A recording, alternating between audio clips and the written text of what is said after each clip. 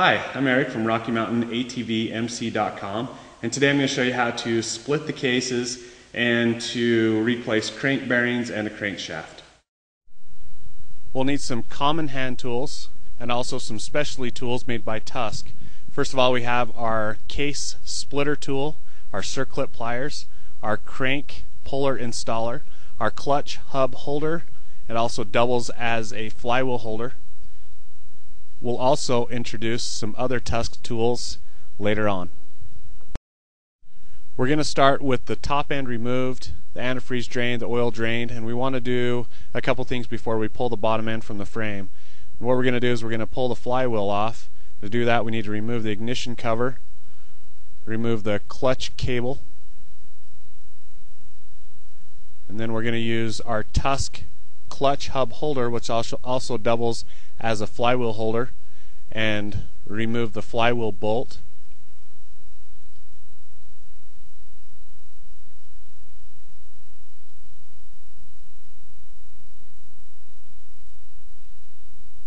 Then we're going to use our Tusk flywheel puller, and we're going to, it's actually you can see it's a left-handed thread.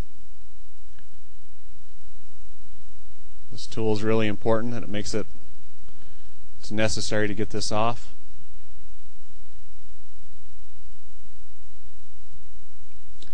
Pull the flywheel.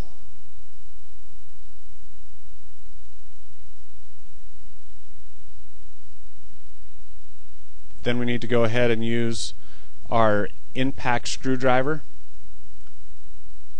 It's a K&L. Actually makes it really nice to remove some of these Phillips head screws that are in tight.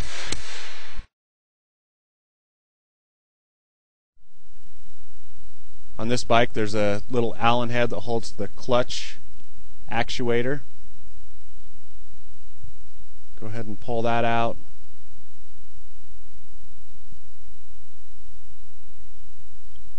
Then we're going to pull our stator off, set it to the side. Now we went ahead and we've removed it from the frame, and we're going to start on the clutch side. To start with, we're just going to go ahead and remove the clutch cover, and then remove the outer pressure plate bolts. Do it in a crisscross pattern so there's no warpage. Go ahead and pull that out, and you can see there's a spring in the bolt. Go ahead and pull that pressure plate off, and then the clutch plates, both steel and the fiber plates. Now I need to go ahead and remove the clutch lifter. It has a thrust washer on it, and also the clutch lifter rod. Notice how it come out because it needs to go back in the same way. And then there is a lock washer on this bolt. You just go ahead and pry it off. And then we're going to use our Tusk clutch hub holding tool.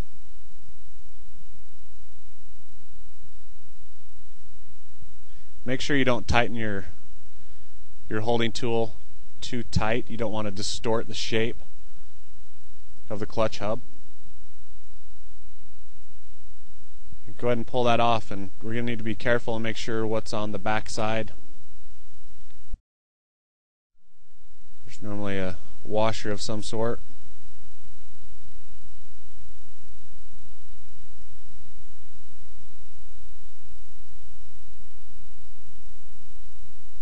Next off, the outer basket comes off, and inside that there is a sleeve, a double roll bearing, and then a washer. We'll need to make sure that it goes back in the same way it comes out. Next, we're going to take off the outer cover. And when we do this, we want to make sure that we pull it off careful. We try not to upset the kickstart gear or spring. And anytime you pull off something like that, look for washers on the back side. Now we're going to reinstall the outer clutch basket so that we can remove the primary drive gear. And we're going to go ahead and take a soft aluminum washer and actually wedge it in between the gears. The aluminum won't hurt the teeth, but it won't allow it to spin either.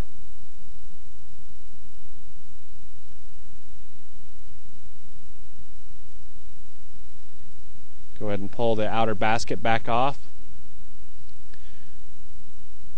and then make sure this assembly comes, pay attention to how it comes off, because it'll need to go back on the same way.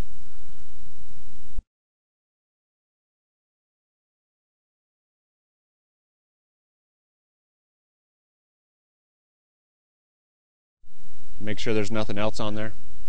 Now we're going to take our Tusk snap ring pliers and remove our kickstart idler gear.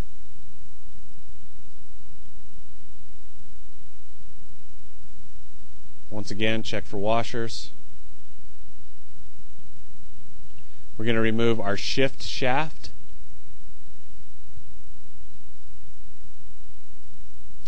And then the two bolts that holds our shift pawls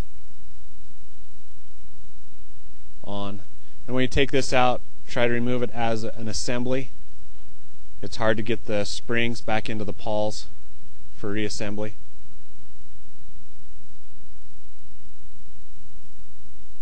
Next, we're going to take the star detent off the end of the shift drum.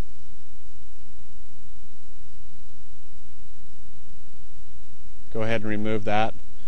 And as you're removing it, you notice on the back side there's a notch, so when you reinstall it, that notch needs to align with the dowel. Now we've got that side done, we're going to go to the other side, back over to the ignition countershaft side. Going to remove the case half bolts. Make sure you get them all. There's seems to always be a hidden bolt. In part 2, we're going to continue splitting our cases using the Tusk case splitter, and then we'll also begin assembly using our crank puller installer.